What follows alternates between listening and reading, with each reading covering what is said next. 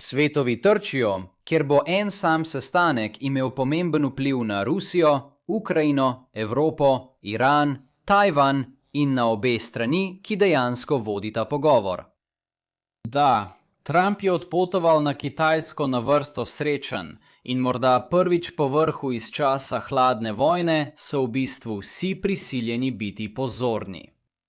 Čeprav je Tajvan glavna tema tega pogovora, tako kot ostaja glavna tema v morebitni tretji svetovni vojni.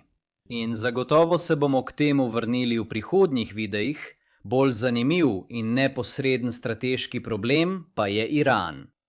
To je tudi tisti, ki ima največji posredni učinek na Evropo. In pravzaprav sta prav to in vprašanje Tajvana očitno prevladovala v pogovoru med obema voditeljema.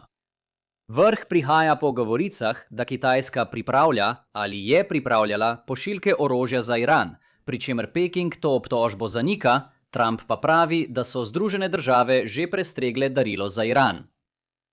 Medtem pa prevladuje politična pripoved, da Trump prihaja na vrh v oslabljenem položaju. Na Kitajsko ni potoval že približno desetletje, ta obisk pa je preložil zaradi začetka vojne v Iranu. Prepričan sem, da je upal, da bo vojna do zdaj že končana, kar, prijazno pomnik, po besedah administracije tudi je, če sprašujete glede resolucije o vojnih pooblastilih. Ampak po nobenem razumnem merilu ni končana. Torej, danes moramo razpravljati o trenutni dilemi, v kateri se Kitajska trenutno nahaja. Ker kljub temu, da je v isti protikoaliciji kot njen partner brez omejitev Rusija, ima Peking v osnovi povsem drugačne spodbude, ko gre za Iran. In to pa vodi do nekaterih zanimivih vprašanj o tem, kakšno pomoč bi Iran lahko prejel, kar nam tudi pomaga primerjati, zakaj mirovni proces z Rusijo ni pripeljal nikamor. Kot izhodišče, ko vse bolj dojemamo svet v vojni skozi to zapleteno mrežo zavezništev in nasprotovanj, ne smemo pozabiti, da je vojna draga. In ne mislim samo v klasičnem smislu črt na zemljevidu. Pravim, da to, da se Iran bori proti Združenim državam, ni nujno dobro za Kitajsko, tudi če bi Iran v vojni dobro napredoval. In tudi če Kitajska ne sodeluje v nobenem pomembnem smislu. Da, Kitajska ima tukaj očitno korist, če se Iran preprosto bori, ne glede na to, ali zmaga. Celotna protikoalicija je zgrajena na skupnem interesu po oslabitvi Združenih držav, da lahko vsak razbije tisti del svetovnega reda, ki mu ni všeč. Za Ljudsko republiko Kitajsko to pomeni lažjo pot do vključitve Tajvana pod nadzor celinske Kitajske. Za trenutek se zadržimo pri tej misli. Ključna dilema je, da želi Kitajska prav tako služiti denar, vojna z Iranom pa to otežuje. Površinski problem je, da je Kitajska bolj kot kdorkoli drug odvisna od nafte, ki prihaja iz Hormuške ožine. Njena proizvodna industrija in rastoči srednji razred potrebujeta stalen dotok črnega zlata, vendar lahko doma proizvede le približno 30% tega. Geografsko gledano je očitno, da je Bližnji vzhod najbolj primeren za uvoz, zato je toliko kitajskih pogodb usmerjenih tja, oziroma so bile vsaj usmerjene tja. Kratkoročno so vse te razveljavljene pogodbe povzročile energetske pretrese v državi. Srednjeročno, v kar smo zdaj že zakorakali, zaustavitev ni usodna. Nafta je surovina, zato lahko Kitajska preprosto nadaljuje z uvozom od drugod. Težava je v tem, da 20% zmanjšanje svetovne ponudbe povzroči dvig cen povsod, kot se tega dobro zavedajo tudi ameriški potrošniki. Toda pritožbe, ki so jih ameriški potrošniki izrazili kot odziv, so po mednarodnih merilih pravzaprav precej blage. Velika večina Američanov je jezna na Donalda Trumpa, vendar še večja večina kljub temu še naprej plačuje višje cene za gorivo. To je čar tega, da si bogata država. Primerjajte to z zelo revnimi državami, ki so zaradi visokih cen popolnoma izrinjene s trga.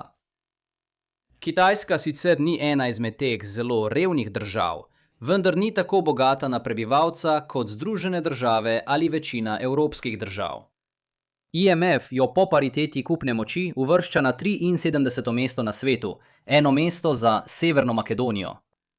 Kombinacija povprečnega bogastva na prebivalca, a ogromnega števila ljudi, lahko pomeni, da Kitajska nosi večje stroške zaradi te vojne kot kdorkoli razen Irana. Na celo večje kot Združene države Amerike. In ja, to pravim takoj potem, ko je Hexet pričal pred kongresom, da je vojna ameriške davkoplačevalce doslej stala 29 milijard dolarjev. Na začetku vojne sem rekel, da splošni kaos v Iranu ni bil najslabši izid z vidika Washingtona zaradi posledic v zvezi s Kitajsko. No, zdaj začenjamo videti to načelo v praksi. Tukaj velja običajna opomba, da je pridobivanje natančnih ocen o tem nemogoče. Toda 50% povečanje cen nafte povzroči celo do 1% padec kitajskega BDP-ja.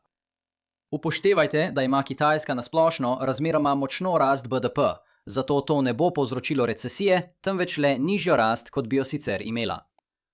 V tem je vgrajen zaskrbljujoč učinek drugega reda. Kitajsko gospodarstvo temelji predvsem na proizvodnji za izvoz. Ta strategija zahteva veliko skupino pripravljenih kupcev po vsem svetu. Zato recesije v drugih državah Kitajski povzročajo dodatne težave. Enako velja za višje stroške prevoza zaradi pomanjkanja goriva. Zaradi tega je bila kitajska letna rast izvoza januarja in februarja 21,8%. Marca je padla na 2,5%, ko je kratkoročni šok ohromil nekatere industrije. Aprila se je zvišala na 14,1%, čeprav analitiki menijo, da je bil to začasen porast zaradi previdnostnega kopičenja zalog in da se bodo številke ponovno znižale, če se bodo motnje nadaljevale.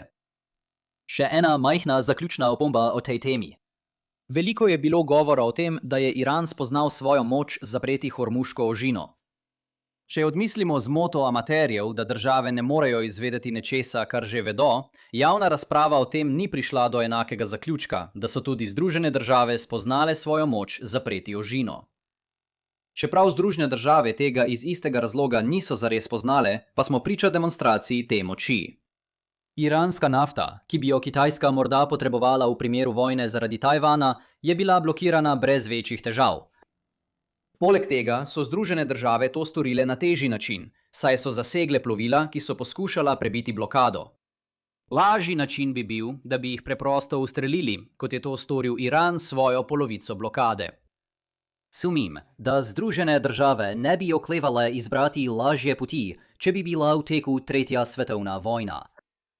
Ponovno, nočem namigovati, da Peking pred 3 meseci ni imel pojma o tej zmožnosti. Toda v javnosti ne prejme ustrezne pozornosti, pa vendar je to pomemben dejavnik pri tem, kako Peking razmišlja o regiji. Če vse to združimo in poskušamo razumeti, kako se to ujema s širšimi koalicijami v konfliktu, ima Kitajska mešane občutke glede vojne z Iranom. Višje cene nafte so slabe. Globalne recesije so slabe.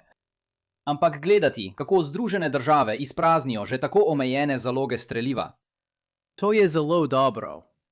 To je dobro neposredno zato, ker je vsak Tomahawk izstreljen na Iran, Tomahawk, ki ga ni mogoče izstreliti na pristanišče za invazijo na Tajvan. Dobro je tudi zato, ker bodo dobave orožja na Tajvan še dodatno zamujale. Poudarek na še dodatno, ker je bila to težava že pred začetkom vojne. In to je še toliko bolje, ker so dobave pred invazijo za Tajvan bolj dragocene kot dobave med invazijo. Veliko sreče, da bodo sploh prispeli v enem kosu. In tako imate čudno situacijo, kjer bi Kitajska rada videla konec vojne, ne pa nujno tudi konec sovražnosti med ZDA in Iranom. Konec vojne je za Kitajsko najvišja prioriteta, saj to pomeni, da se Hormuz ponovno odpre in se naftne motnje začnejo umirjati. Popoln konec sovražnosti med Združenimi državami in Iranom pa je manj privlačen. Celovit dogovor med stranema, ki bi zajemal vse, vključno z jedrskim sporazumom, bi pomenil konec režima sankcij proti Teheranu. To bi posledično pomenilo konec poceni nafte, ki jo je Kitajska prej uvažala iz Irana. In to bi lahko pomenilo, da Združene države preusmerijo več svojih sil v Indo-Pacifiško regijo. Kljub temu je Kitajska zaradi trenutnih gospodarskih razmer morda v boljšem položaju, če se sovražnosti končajo, kot pa če bi se obstoječe stanje nadaljevalo. To primerjajte s položajem Rusije, ki najbolj ustreza nadaljevanje obstoječega stanja. Dokler je ožina zaprta, lahko Kremelj izkorišča naraščajoče cene nafte za nadaljne financiranje svojih vojnih prizadevanj. No, vsaj dokler rožnati ptiči ukrajinskega izvora ne motijo izvoznih logističnih poti. Zastala vojna prav tako pomeni nadaljevanje zastoja pri pošiljkah ameriškega orožja v Ukrajino prek nakupov zaveznikov NATO. Tako je status quo za Rusijo veliko boljši kot rešitev konflikta pod katerimikoli pogoji, tudi tistimi, ki so ugodni za Iran. Ti neusklajene spodbude proti koalicije spodbujajo vsakega člana, da vlaga več v oborožitev, saj se v primeru vojne ne morejo zanašati drug na drugega za podporo. Ko pa obstaja soglasje, je na voljo več za prerazporeditev, še posebej, če je ena od strani pripravljena plačati. Primerjajte to s spodbudami tradicionalne zahodne koalicije, ki so v veliki meri usklajene glede načel liberalne trgovinske politike in demokratičnega upravljanja. Toda tu so javne dobrine. Tako pride do premajhne proizvodnje varnosti na tem področju, vendar je vsaj več soglasja o tem, kako uporabiti prisilo, ko je to potrebno. Očitno je administracija Donalda Trumpa v nekaterih nepredvidljivih pogledih odstopila od te poti. Podared je obstajal že pred njim, red bo obstajal tudi po njem in s temi spodbudnimi strukturami se bo morala ukvarjati naslednja administracija čez nekaj let. In to nas pripelje do zadnje točke o tem, kako bi Kitajska želela manipulirati s pogajalskimi spodbudami tukaj. Če pogledate zgodbe o tem, kako naj bi Kitajska domnevno oskrbovala Iran z vojaško opremo, mnogi samoumevno menijo, da je to nenavadna in očitna izbira glede na trenutne geopolitična zavezništva. Pravzaprav bi tudi sam to označil kot nič posebej presenetljivega, čeprav bi, glede na našo prejšnjo razpravo, k temu argumentu dodal vse mogoče pridržke. Tam, kjer te razprave pogosto zaidejo s poti, je v implicitni trditvi, da takšna pomoč sama po sebi povečuje verjetnost, da bodo Združene države pripravljene na kompromis. To sicer drži, če se držite točno tega, kar je ta stavek povedal. Če pa to trditev razširite na to, da takšna pomoč sama po sebi povečuje verjetnost dogovora, potem so stvari spet zašle s poti.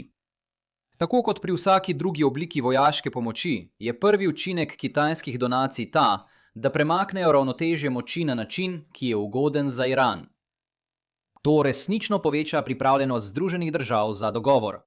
Večji delež možnih dogovorov je videti bolj privlačen kot vojskovanje. Toda kateri dogovor je dejansko na pogajalski mizi, je odvisno od iranske politike.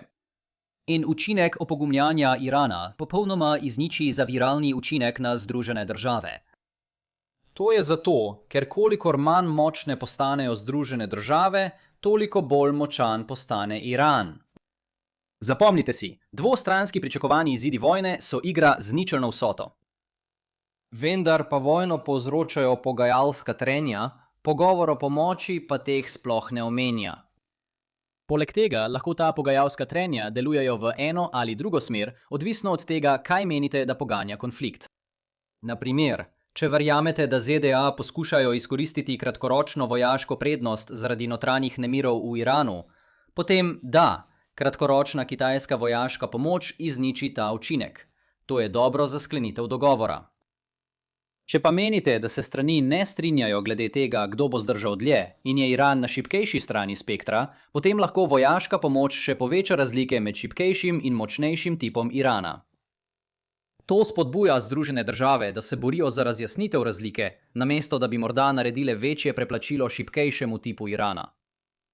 Če bi Kitajska želela le, da Iran zmaga v vojni, potem to ne bi bilo tako pomembno. Toda, kot je bilo pojasnjeno v prvi polovici tega videa, ima Kitajska močne spodbude za vzpostavitev miru, pomoč pa bi to lahko motila. Elegantna rešitev tukaj je tista, ki se bo zdela znana tistim, ki spremljajo mirovni proces med Rusijo in Ukrajino.